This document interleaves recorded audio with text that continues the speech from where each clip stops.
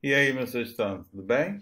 Bom, dando continuidade às nossas questões de biomas, a gente começa a falar agora sobre as formações vegetais de clima quente. Bom, quando a gente tem clima quente, a gente pode ter dois extremos. Ou um clima quente, 100% quente, que é o caso dos desertos, né? Ou um clima quente atrelado a chuvas, que são o caso das florestas. Bom, a gente tem florestas tropicais e florestas equatoriais.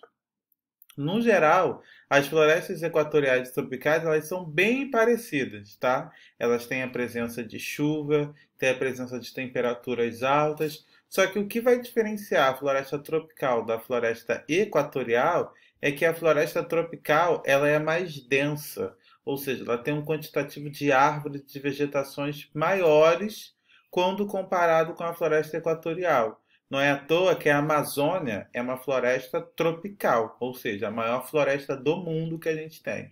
Então é só vocês não esquecer. Ah, qual que tem mais vegetação? Qual que tem mais quantidade de vegetação? Equatorial ou tropical? Bom, Amazônia, floresta tropical. Então, a Amazônia é a maior floresta do mundo. Então, uma floresta tropical vai ser sempre mais densa, ou seja, com maior quantidade de árvores. Além disso, a gente tem as formações arbustivas e desérticas. As arbustivas são essa daqui e as desérticas essa.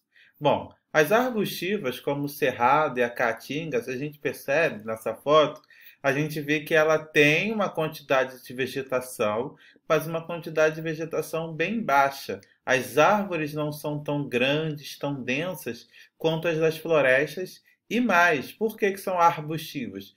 Porque as árvores elas têm mais galhos secos e poucas folhas, por conta do calor. Aqui a gente tem um calor muito intenso e pouca chuva. Como a gente tem pouca chuva, a vegetação não consegue se desenvolver em grande quantidade. Já a desértica, a gente tem grande quantidade de calor e pouquíssima chuva. Tanto que ela é representada por quem? Pelos desertos ou por alguns tufos, né? Alguns restinhos de gramas que conseguem se desenvolver. Por quê? O deserto chove muito pouco. Então, a planta que vai ficar se adaptar ao deserto é o cacto ou a flor do deserto. Na casa de vocês, alguém deve até ter flor do deserto. Hoje em dia está muito na moda. Ela é uma planta bonita. Ela é tipo um cacto, mas ela é um cacto com flor. Por isso que é chamada de flor do deserto. Então, a gente consegue perceber que a vegetação ela está bem atrelada ao clima. O que isso significa? Locais que chovem muito, tem uma temperatura elevada, a vegetação se desenvolve muito. Já diminui um pouco da chuva, a vegetação diminui pouco, diminui mais um pouco também, não se desenvolve também. Locais que chove,